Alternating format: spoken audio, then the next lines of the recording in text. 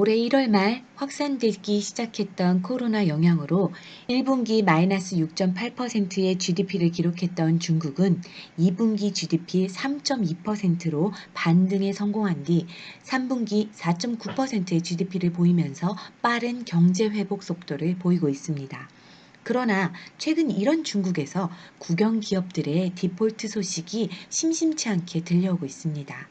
자, 오늘은 이렇게 중국 기업들의 잇따른 회사채 디폴트와 관련하여 그 세부 내용을 함께 살펴보도록 하겠습니다. 중국 기업들의 잇따른 회사채 디폴트 선언. 우선 어떠한 회사들이 회사채에 대한 디폴트를 선언했는지 한번 살펴보겠습니다. 한국에 가장 먼저 소식이 들려온 것은 바로 칭화 유니그룹의 디폴트 선언이었습니다. 칭화 유니그룹은요, 칭화대학교가 30년 전에 설립한 IT 계열의 기업으로 자회사로는 상장사인 유니스를 보유를 하고 있습니다. 자, 이 칭화 유니가 성장을 하면서 단기간 내에 무리한 투자와 외형 확장으로 인해서 유동성 위기를 겪고 있다라는 소문이 있었는데요. 9월 말 기준 칭화 유니그룹의 부채 규모는 528억 위안이며 이 중 60%가 1년 미만의 단기 채무인 것으로 나타났었습니다. 자, 그러면서 시장에서는 칭화 유니에 대한 우려의 목소리가 커져왔었는데요. 이런 우려와 함께 결국은 지난 11월 달에 11월 16일 만기 도래한 13억 위안 규모의 회사채에 대해서 디폴트를 선언하였습니다. 자, 이어서 육메이 그룹이라고 허난성의 대형 국영 석탄 기업이 있습니다. 이 그룹은요, 중국 500대 기업 중에 하나인데요. 이 그룹 역시 12월 25일에 만기가 되는 10억 위안 규모의 회사채에 대해서 이 회사채에 대한 상환의 불확실성이 존재한다라는 공고를 낸 바 있습니다. 자, 상환의 불확실성이 존재한다라는 것은 실질적으로 상환할 수 없다라는 디폴트를 선언한 것과 마찬가지입니다. 자, 이어서 화천 자동차를 보겠습니다. 자, 려닝 성정부가 지분의 80%를 소유한 국영기업입니다. 자, 연간 매출액은요, 2천억 위안에 달하는 큰 회사이죠. 자, 이 회사가 유명한 거는요, 한 15년 전에 BMW, 중국어로는 바오마라고 부르는데요. 이 BMW와 합자해서 화천바오마라는 합자 기업을 설립을 했었습니다. 그래서 이 화천바오마라는 회사가 연간 일으키는 순이익이 이 화천자동차의 이익보다도 훨씬 커서 화천자동차는 화천바오마의 순이익을 빼면은 손실이 나는 그런 규모였습니다. 이 화천자동차의 경우에도요, 부채 규모가 1328억 위안으로 칭화 유니의 2배를 초과하는 부채를 보이고 있었는데요. 역시나 65억 위안 규모의 회사채에 대해서 디폴트를 선언하였습니다. 자, 마지막으로 산동 루이 지团, 산동 루이 그룹을 보겠는데요. 이 산동 루이 그룹은요, 중국에서 루이비통을 꿈꾸는 섬유 기업으로 잘 알려진 회사입니다. 자, 2019년에는 라이크라를 인수하기도 했는데요. 이 회사 같은 경우는 지난 8년 사이에 10개의 브랜드를 인수를 하면서 앞으로 미래의 중국의 루이비통이 될 것이다 라고 많이 소개가 된 그룹입니다. 그렇지만 산동 루이그룹도요, 장기간 내에 외형 확장에 중점을 두면서 결국은 12월 24일과 12월 15일에 만기가 되는 각각 10억 위안 규모의 두 건의 회사채에 대해서 두 건 모두 디폴트를 선언을 하였습니다. 자, 앞서서 살펴본 중국 네 기업들의 회사채에 대한 디폴트 규모만 해도요, 대략 110억 위안 정도가 되는데요. 이러한 중국의 회사채 디폴트가 총액으로 따져서 봤을 때는 어떠한 정도고, 그리고 이 디폴트 규모가 괜찮은 것인지 한번 살펴봐야 될 것 같습니다. 회사채 기준으로 볼 때는요, 2020년 1월부터 11월까지 중국의 회사채 디폴트 규모는 1370억 위안으로 2019년에 1494억 위안 대비해서는 123억 위안이 감소한 것으로 나타납니다. 자, 그렇지만 12월이 포함이 안 된 수치이기 때문에 만약에 연말까지 합산이 된다라고 했을 때는 전년 대비해서 여전히 감소했을런지 아니면 증가할런지는 지금 현재로서는 모르는 상황이고요. 자, 우리가 근데 살펴봐야 되는 거는 중국 기업들이 회사채뿐만 아니라 다양한 채권 형태를 통해서 기업에 필요한 자금을 융자한다라는 측면에서 봤을 때 회사채, 단기 융자채, 그리고 중기어음 등을 포괄하는 신용채 기준의 디폴트 금액을 살펴봐야 할 것입니다. 이러한 신용채 기준의 디폴트 금액으로 볼 때는요, 2018년부터 2022년은요, 디폴트 최고의 시기로 여겨집니다.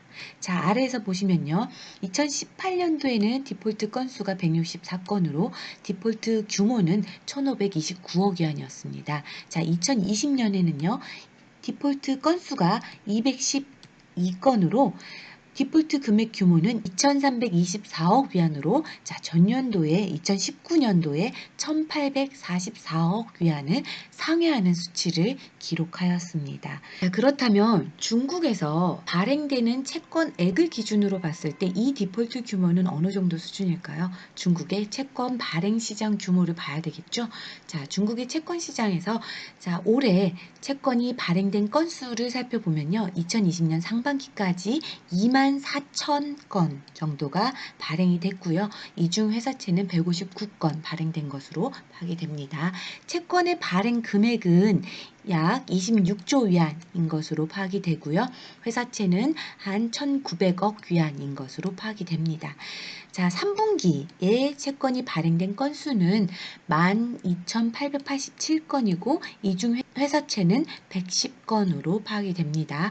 채권의 발행 금액은 16조 4,400억 위안인 것으로 파악이 되고요. 이 중 회사채는 1,200억 위안인 것으로 파악이 되고 있습니다. 자, 6월 말 기준에서 볼 때는 회사 신용채 등을 통한 기업들의 융자 금액이 3.33조 위안으로 전년 대비 1.76조 위안, 무려 112.33%나 증가한 것으로 파악됩니다.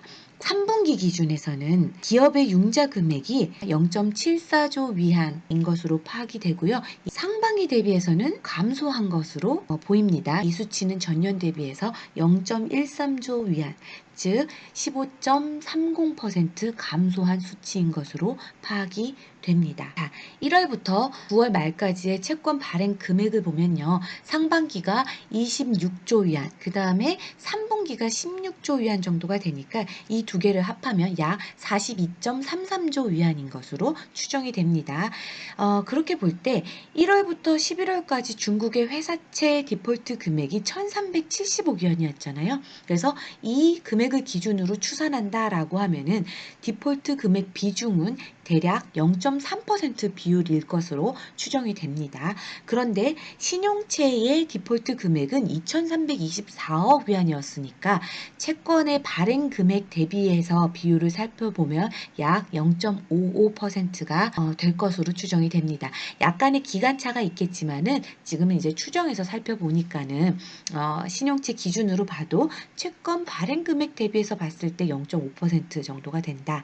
그러면 발행 기준으로 봤을 때는 큰 문제는 없어 보인다라고 저희가 생각할 수 있는데요. 여기서 좀 더 생각해 보면은 이렇게 생각할 수 있습니다. 즉, 모수가 컸다. 분모가 컸다. 분모가 컸기 때문에 수치가 작아 보이는 효과가 있을 것이다. 그만큼 올해의 채권의 발행 금액이 많았다라는 이야기가 될 수 있겠죠. 자, 그럼 이런 중국의 회사채 디폴트, 중국의 신용채 디폴트에 있어서 가장 중점적인 문제는 뭘까요?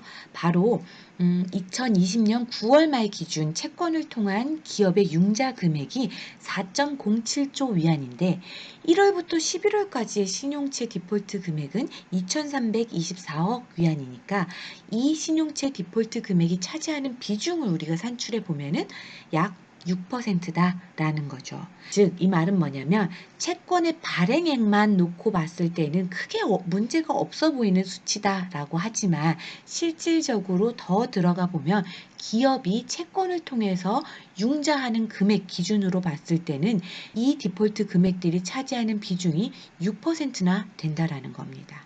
그리고 또 하나의 문제점은 2020년 들어서 AAA급 채권의 디폴트 건수가 뚜렷이 증가했다라는 것입니다. 2014년에 중국의 채권 시장에서 처음으로 디폴트 건이 발생을 했는데요. 그 이후로 지난 6년간 AA급 채권 중에서 디폴트가 발생된 건은 총 46건입니다. 근데 이 중에 70%에 달하는 32건이 바로 2020년에 발생된 건이라는 겁니다. 저희가 아까 살펴봤던 칭화윤이라든가 화천자동차, 육메이지团, 육메이그룹 다 AAA급의 국영기업의 회사채였습니다. 이 회사채들이 잇따라 디폴트가 됐다라는 게 문제라는 거죠. 왜냐하면 AA 등급의 회사채다라는 거는요. 채무 상환 능력이 매우 좋아서 기본적으로 경제 상황에 따른 영향이 적어서 디폴트 위험이 적다라는 것을 의미하는데 이렇게 잇따른 중국의 AAA급의 국영기업 회사채가 디폴트 됐다라는 거는 도대체 AA 등급이 뭐냐, AA 등급에 대한 기준을 의심하게 만드는 상황이라는 겁니다. 자, 그렇다면 이러한 상황에 대해서 중국 정부는 어떠한 입장을 내보였을까요? 중국 정부는 국무원 금융안전발전위원회 회의를 통해서 채권 시장에서의违约지业债 건과 관련하여违约지业债라는 건违约, 위약하다, 약속을 어기다라는 거예요. 즉 디폴트를 의미하고요. 지业债하면 회사채입니다. 회사채에 대한 디폴트를 违约지业债라고 표현합니다. 채권 시장에서의违约지业债건들과 관련을 해서 중국의 국무원에서는 기만적인 채권 발행 그리고 가짜 정보에 대한 공개, 악의적인 자산의 양도, 그다음 발행 금액의 융통 측면에서 각종의 위법, 위규 행위에 대해서 秉持零容忍态度. 빙츠라는 건 유지하다, 고수하다라는 의미예요. 근데 링롱런 타이두라는 건 타이두는 태도죠. 링롱런 하면 영용인. 용인을 하나도 하지 않겠다라는 거예요. 바로 무관용 태도를 의미합니다. 무관용 태도를 유지하겠다라고 발표를 했다라는 겁니다. 이렇게 무관용 태도를 유지함으로써 투자자들의 합법적인 권익을 보호하겠다라고 발표하였습니다. 그리고 채권 시장에서 많은 사람들이 현재의 회사채에 대한 신용 등급 제도가 부허시전, 부허시전이라는 말이 뭐냐면 부허는요, 부호예요. 부호. 이 부호가 시전한다라는 건, 전이라는 건真实, 진실이죠. 진실과 맞지 않다라는 게 시전이라는 거예요. 즉, 부호가 실체와 맞지 않는다. 그래서 각각의 회사채에 대해서 기존에 AAA를 줬다라는 거가 잘못된 거다라는 의미인 거죠. 부허 시전하였다는 이 비판에 대해서 신용등급제도 관리를 강화하겠다라고 언급을 하고 앞으로 이 신용등급제도를 개혁하겠다라고 언급을 했습니다. 사실상 앞에 언급했던 이 4건의 회사채 디폴트 발생 이후에 많은 회사채들에 대한 신용 등급이 하향 조정이 되었습니다. 그렇게 이제 회사채 시장에 대해서 전면적으로 관리를 강화하는 상황인데요. 앞으로 중국 정부가 秉持零容忍态度, 무관용 태도를 유지하겠다라고 발표한 만큼 중국의 채권 시장이 얼마만큼 건전화가 될지 다 같이 함께 살펴보면 좋을 것 같습니다. 오늘 이렇게 중국 국영기업들의 잇따른 회사채 디폴트와 관련된 내용을 살펴봤는데요. 여러분들의 구독과 좋아요는 이 채널을 유지하는 힘입니다. 모쪼록 오늘 내용이 유익했다면 구독과 좋아요 부탁드리겠습니다. 오늘도 긴 시간 들어주셔서 감사합니다.